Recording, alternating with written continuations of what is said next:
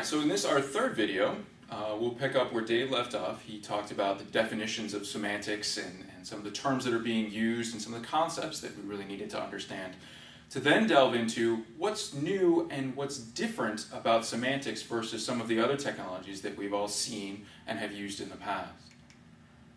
So in this series of slides, we're going to go through and we'll compare relational and NoSQL and semantic on some pretty basic concepts like storage, where relational has been around a very long time. It was built on the premise when storage was very expensive and was really at a premium. It got really, really good at putting a lot of information in as small a space as it possibly could.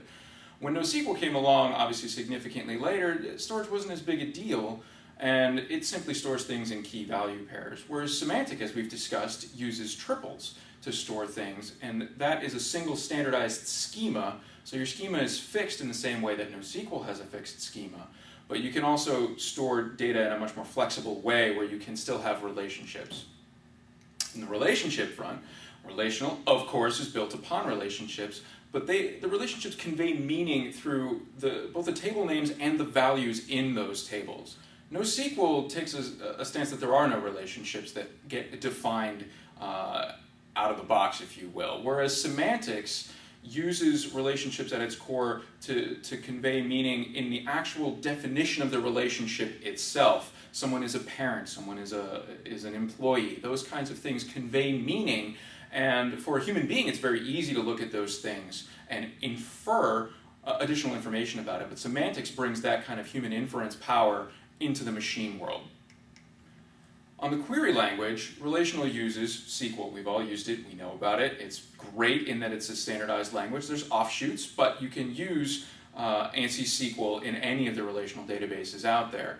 NoSQL is working on language standardization, but there really hasn't been a big push for it, which means that depending on which NoSQL implementation you're using, you could end up having to modify your code in order to pull the same data out.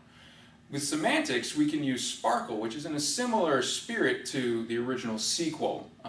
It is a standardized language where you can use the same set of Sparkle code from triple store to triple store and be able to expect the same results out of different vendors.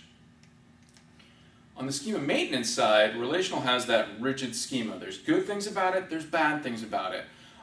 There are a lot of bad things about it now that we're moving into a world where data is flying around at increasing speeds. It's constantly changing. We're dealing with new sources of data, and that rigid schema can be very limiting. With NoSQL, you don't have that issue. The data is completely unstructured. You just have key value pairs, which is great for that sort of application.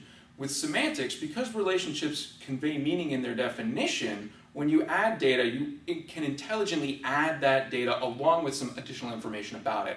What does that data mean? Which is why, of course, the technology is called semantics. It conveys meaning in the relationships with the data. Maturity-wise, relational, of course, it's been around for 30 years, very well established. There's lots of vendors to choose from, lots of technology, hardware platforms, tools are fantastic. NoSQL's been probably about 10 years, a little longer. So it's coming along. With semantics, it is relatively young. It's only been around about 5+ years. The theories have been around longer, but the technology itself is still relatively new. On the indexing side, with relational, you have to use indexing in order to achieve performance, but it can be complicated. So you really do need an expert in order to help you get those indexes right if you want a relational system to behave the way you think it should.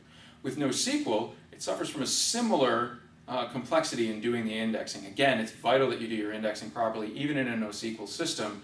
Even though it's comprised of key value pairs, you still have to make sure that you're indexing correctly. With semantic, you can get some indexing automatically. I'm not saying that you can push a button and have all your indexes created right out of the box. That would be great.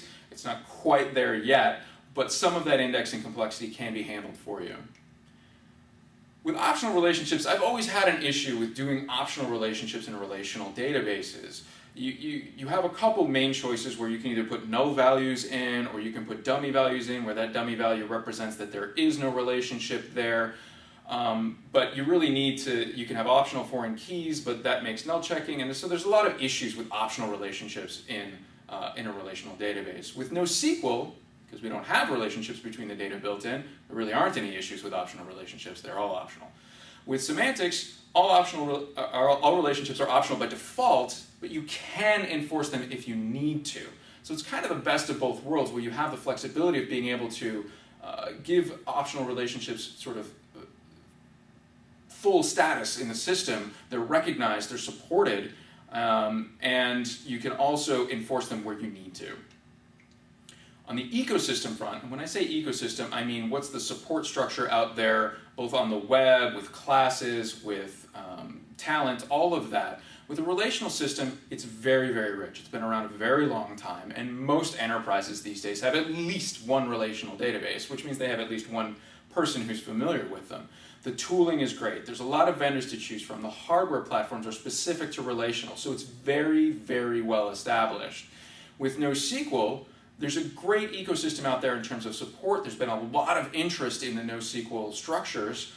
There's a decent number of vendors out there. There's open source choices, but your tooling isn't great yet. It's coming along, but because there's such an open source push with this, the tooling tends to lag.